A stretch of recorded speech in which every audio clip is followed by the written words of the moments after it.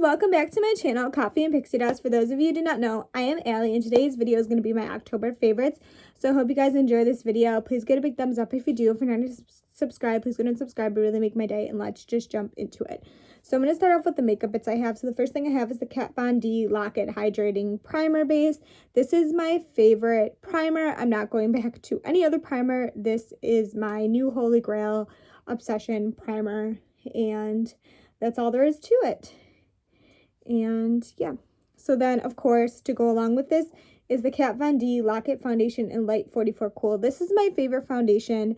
This is my go-to foundation. If you watched my last videos, you know that I stopped using it. The reason I stopped using it is because Sephora is like 45 minutes to an hour away from my house, and I also didn't want to order it online. I don't know why. It's like one of the few things that I like won't order online because I don't want to pay shipping on things.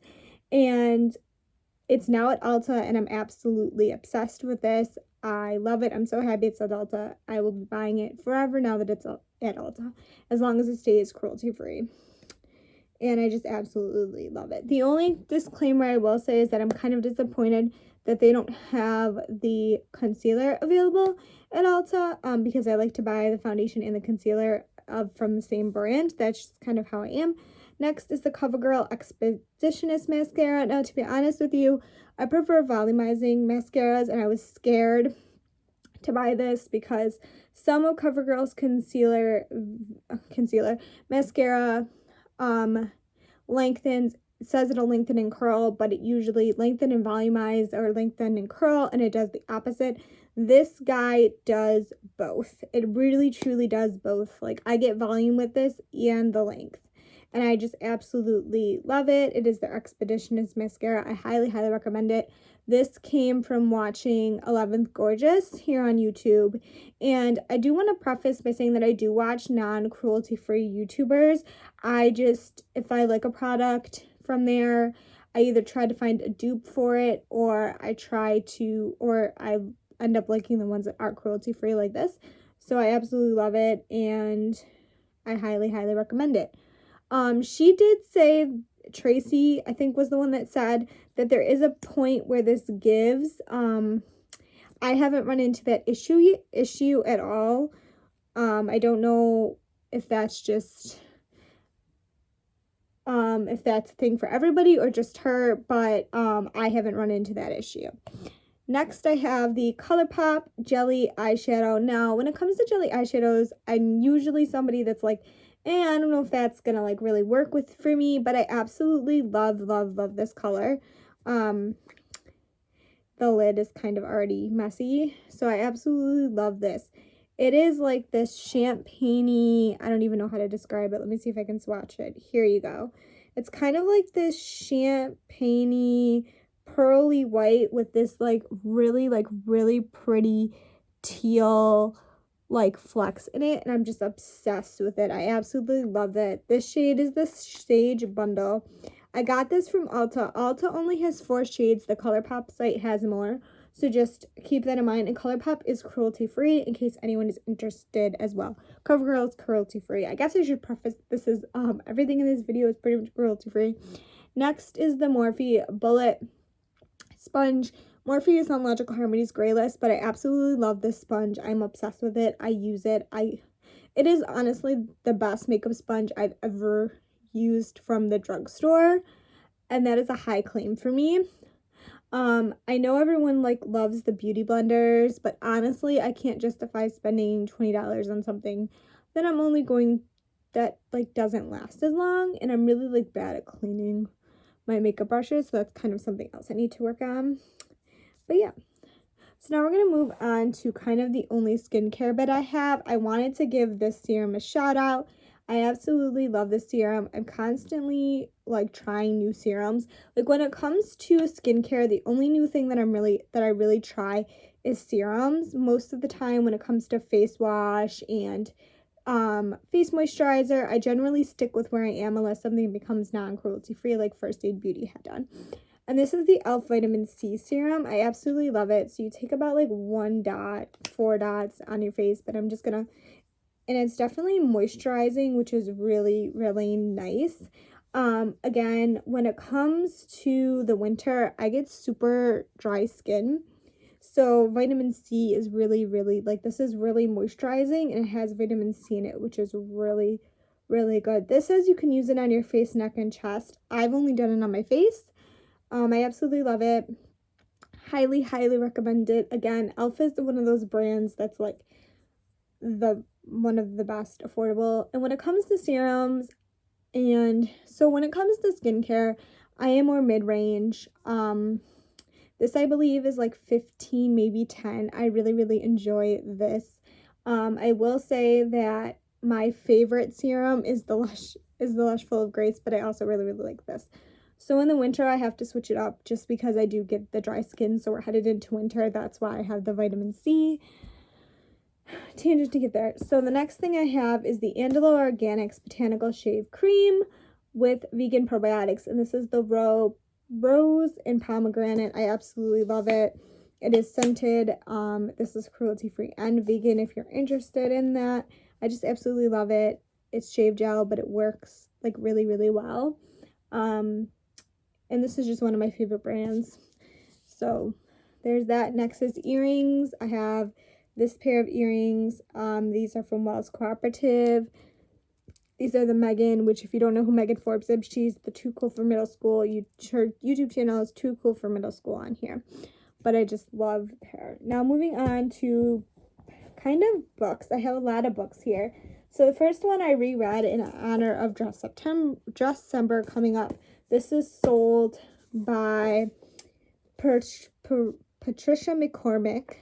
And it says, Lakeisha is a 13-year-old girl who lives with her family in a small village in Nepal. Though she's desperately poor, her life is full of simple pleasures like playing hopscotch with her best friend from school, having her mother brush her hair by light of an oil lamp. But when the harsh Himalayan monsoons wash away all the family's crops, Lashmika's stepfather says she must take a job to support her family. He introduces her to a glamorous stranger who tells her she will find her a job as a maid in the city. Glad to help, Lashika travels to India only to learn the unthinkable. She's been sold into prostitution. An old woman named Musa rules the brothel with cruelty and cunning. She tells Lashika that she is trapped here until she can pay off her family's debt, then cheats Lashika of her meager earnings so that she can never leave. Gradually, Lashika forms a friendship that enable her to survive in the terrifying new world. Then the day comes when she must make a decision that will risk everything for her chance to reclaim her life. And I absolutely love this book. I read this book in college, but I read it again and I just absolutely love it. Next is The Night Diary. This was a Too Cool for Middle School recommendation from her. It says it's 1947 in India, and newly freed from the British rule has been divided into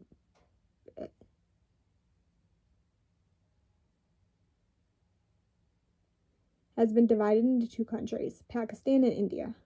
Hundreds of thousands are killed crossing borders as the tensions between Muslims and Hindus flare. When Papa, who's Hindu, decides it's too dangerous to stay in Pakistan, Nishisha and her family become refugees and embark on a journey by train and by foot to reach their new home. The trek is long, difficult, and dangerous, and after losing her Muslim brother as a baby, Nishisha can't imagine losing her homeland too. But even if her country has been ripped apart, Nishisha still believes in the possibility of putting herself back together.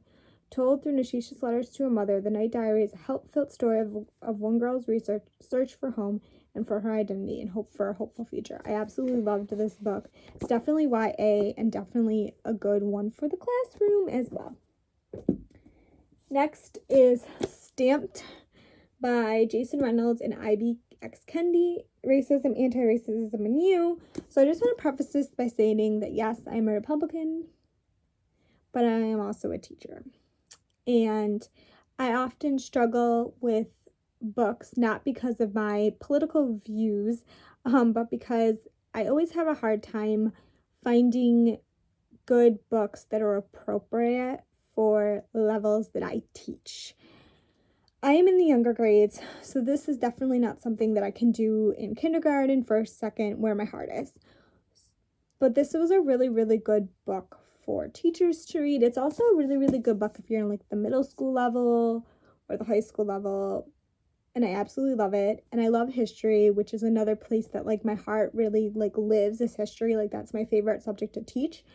And I'm just always looking for ways to incorporate, how do I word this? I don't want to word this the wrong way, so please nobody jump on me. I always try to find a way to incorporate more things into history, whether that be, the accuracy of Native American culture, all the things. I always try to like add more to it, because I feel like with history, I don't want to say it's whitewashed, because it's, to me, I don't want to say it's whitewashed because I don't really like that word, but it's the only word I can think of. I feel like there's a lot of gaps in history, and I'm always trying to add more depth to it and really just like add more information to it at an age appropriate way, because I also feel that there is a line between, especially for like early elementary, I feel there is a line between, I feel that you can teach the truth and you can teach like the real history, but I also feel there's an age appropriate way to do it, if that makes sense. So I just want to preface it there. So this was a really, really good read. It's not a history book, but it's a really, really good read, and I think if you're a teacher, you really should read it. Racism, Anti-Racism, and You, because that's just something that I feel is important to read, and that's where I'm gonna like leave that. And the next but not least is a Bible study that I've been slowly working through for the last couple of months, but I really, really like it. This is called The Quest, An Excursion Towards Intimacy with God by Beth Moore. I've really been behind on it, but I really, really like it. It's an in-depth like journey. So she gives you like a page, gives you something to read, and then she gives you more to read, and then more Bible verses, and then she gives you this place where it says read the following passages and write your own summations of the relationship between, like, since this topic is between fear and faith, also called belief. And then it gives you 3 lines to kind of, in the Bible verses, to do it, and then more information to read. And then it says, as a follower of Christ, allow his question to display in Matthew 8:63 and echo in your chest, why are you afraid? Tell him until the well of the fears, at least for now, runs dry. And then write your own pen, ask Jesus to take every square inch where fear resides to replace within your faith. More, and then some more Bible verses that are more gospel. And then to conclude, please write Psalm 23:4 as a confession of faith. So I just really, really like her style of Bible studies. This is something that I really, really enjoy reading. I'm really, really enjoying going through. This is my first like Bible study that I'm really going through at home on my own. I usually go through in church, but due to the pandemic, I have been looking for more Bible study solutions for at home, just because with a young child, I am not ready to take him to church and I feel like I need to explain my decision. It's not because I don't believe in God. It's not because it's faith over fear. It's because my child is 2 and he doesn't know he has a very hard time not going near people that he knows. And he likes to be able to walk around, and he likes the freedom of being able to do things. And as hard as I try to keep him in the seat with me, keep him in the booth, that is just not plausible with a 2-year-old. So this has been really, really helpful to keep my relationship with God strong, as well as praying every day and reading my Bible and all the things. So there's that. And then last but not least, I want to talk about the Rachel Cruz sheets. I'm super, super happy about these. I love these. I am doing baby step 1. I'm already started tracking. So this is for baby step 1, $1,000 emergency fund. And you color in the squares. They're 25 till you get to the end.